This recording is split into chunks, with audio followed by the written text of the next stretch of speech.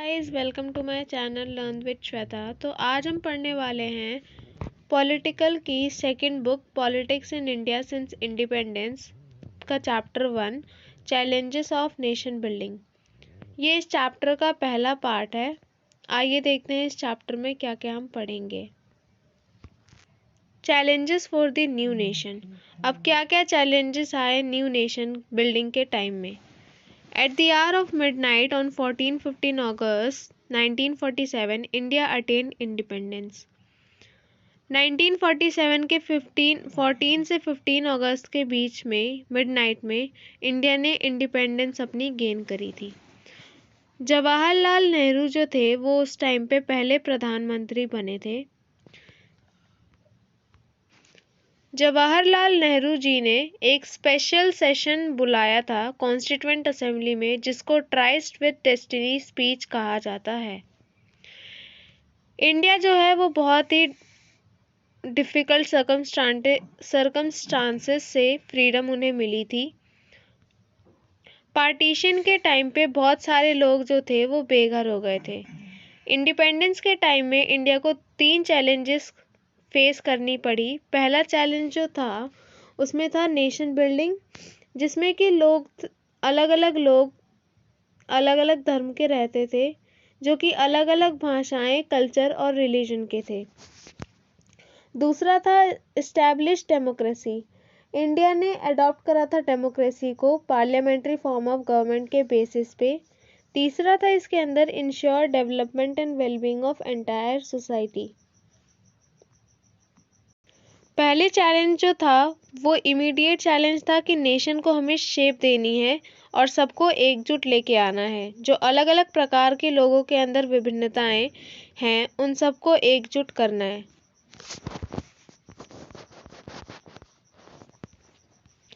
Second challenge establish democracy और third challenge था कि इंश्योर करना है कि सारी सोसाइटी इक्वल हो।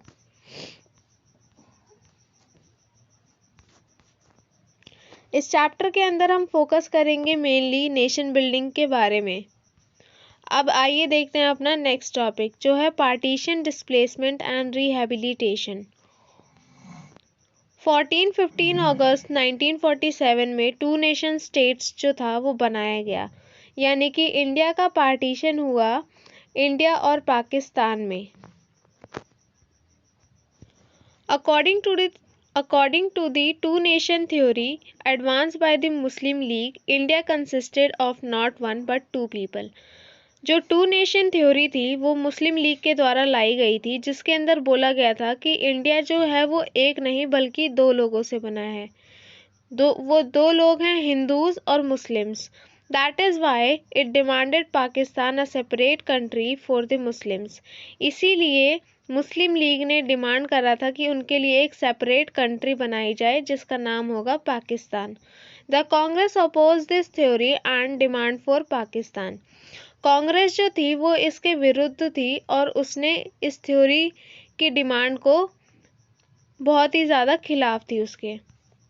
Several political development in 1940s, the political competition between the Congress and the Muslim League and the British rule led to the decision for the creation of Pakistan.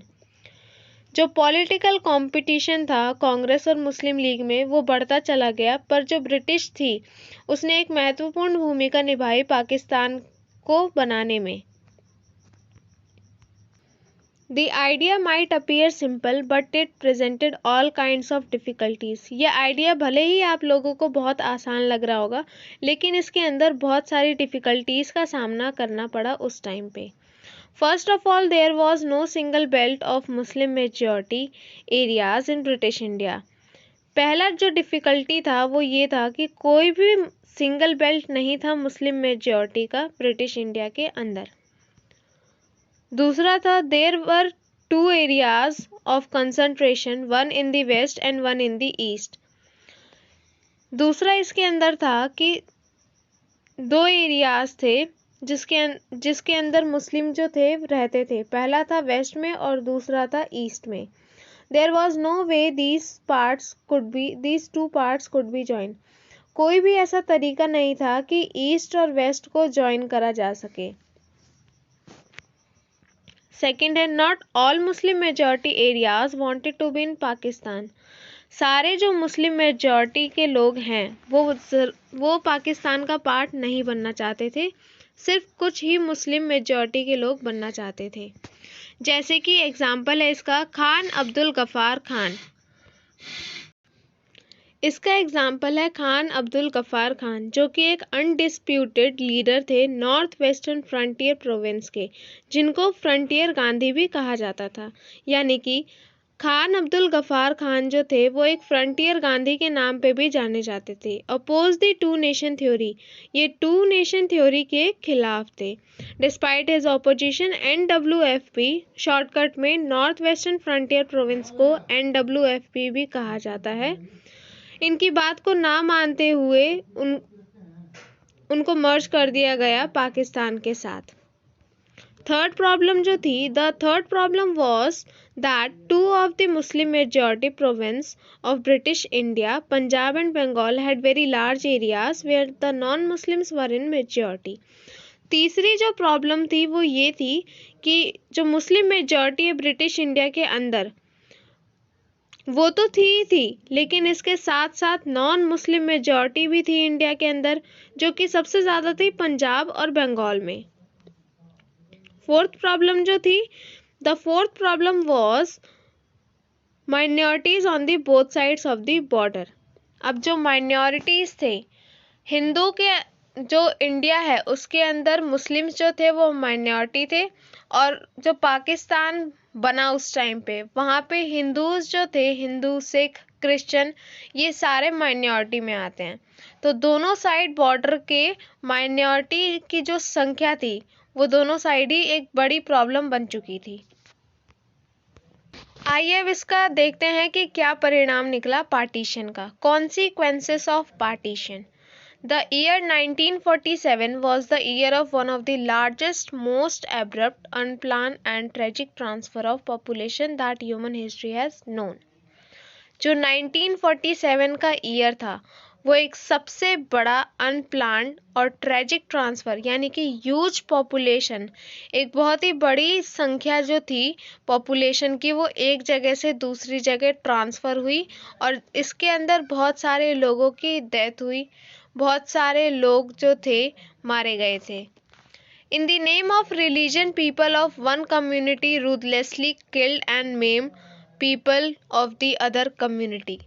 एक धर्म के नाम पे लोगों को एक दूसरे लोगों ने मारा बहुत ही बेरहमी से, और कई लोगों को जो है वो मेम कर दिया था, मतलब अपंग बना दिया था उन्हें। Minorities on the both sides of the border fled their home and often secured temporary shelter in refugee camps.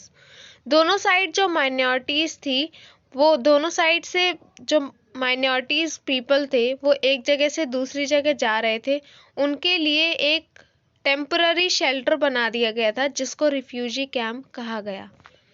Women were often abducted, raped, attacked and killed and were forcefully converted to other religion. जो women's थी, महिलाएं जो थी, उनके साथ rape हुआ, उनको मारा गया और फोर्सफुली उन्हें कहा गया कि तुम अपना धर्म परिवर्तन कर लो।